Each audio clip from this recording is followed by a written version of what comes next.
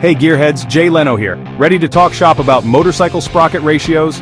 Now you might be thinking, Jay, what's all the fuss about these sprockets?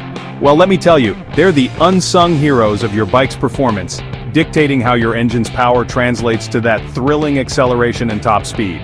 In simple terms, the sprocket ratio is the relationship between the number of teeth on your front sprocket, the one connected to the engine, and the rear sprocket, the one connected to the rear wheel. Think of it like gears on a bicycle.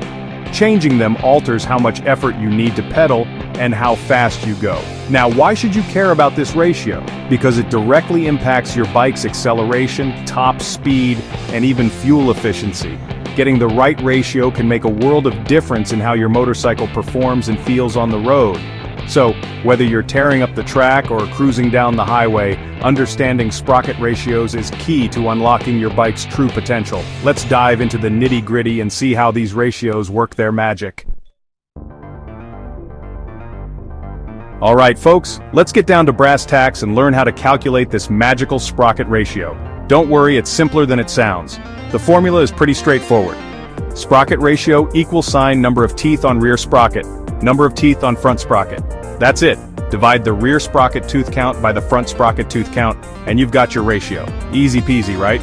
Now you might be wondering, Jay, what does this number actually mean? Well, a higher ratio, meaning a larger rear sprocket or smaller front sprocket, generally translates to quicker acceleration but a lower top speed. Conversely, a lower ratio, smaller rear sprocket or larger front sprocket, will give you a higher top speed but slightly slower acceleration. It's all about finding the right balance for your riding style and needs. Now that we've got the formula down, let's roll up our sleeves and get our hands a little greasy. It's time to find the sprocket ratio of your own motorcycle. Step 1. Locate the sprockets. First things first, you need to find your sprockets. The front sprocket is usually located behind a cover on the left side of the engine, while the rear sprocket is on the same side but attached to the rear wheel. Step 2. Count the teeth. Once you've located your sprockets, carefully count the number of teeth on each one. It might help to use a marker or piece of chalk to keep track as you count. Step 3. Apply the formula. Now that you have your tooth counts, simply plug them into our trusty formula sprocket ratio equal sign, rear sprocket teeth, front sprocket teeth. For example, let's say your rear sprocket has 48 teeth and your front sprocket has 16 teeth. Your sprocket ratio would be 48 divided by 16, which equals 3.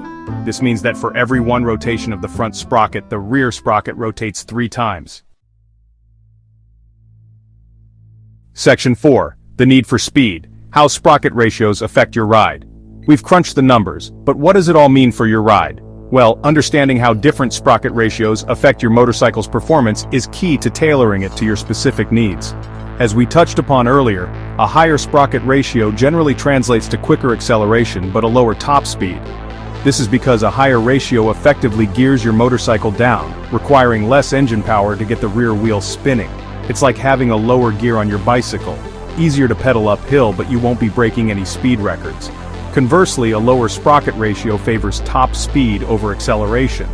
By gearing your motorcycle up, a lower ratio allows your engine to reach higher RPMs before hitting its limit, resulting in a higher potential top speed. However, this comes at the expense of slightly slower acceleration off the line. Finding the sweet spot for your riding style and needs is all about striking the right balance between acceleration and top speed. Do you crave that neck-snapping acceleration off the lights, or are you all about chasing those high-speed thrills on the open road? The choice is yours. Section 5. Finding your perfect ratio. Practical tips for sprocket changes.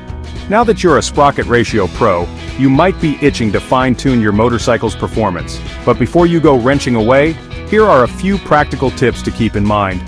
Chain length.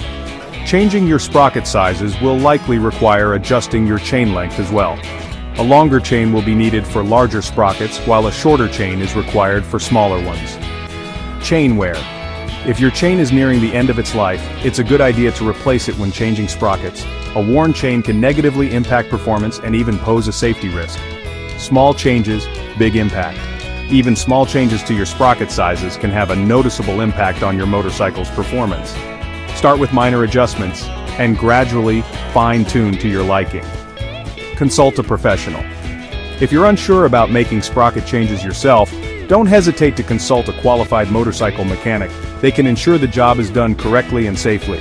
Remember, finding the perfect sprocket ratio for your riding style is a journey of experimentation and fine-tuning. Don't be afraid to try different combinations and see what works best for you and your motorcycle.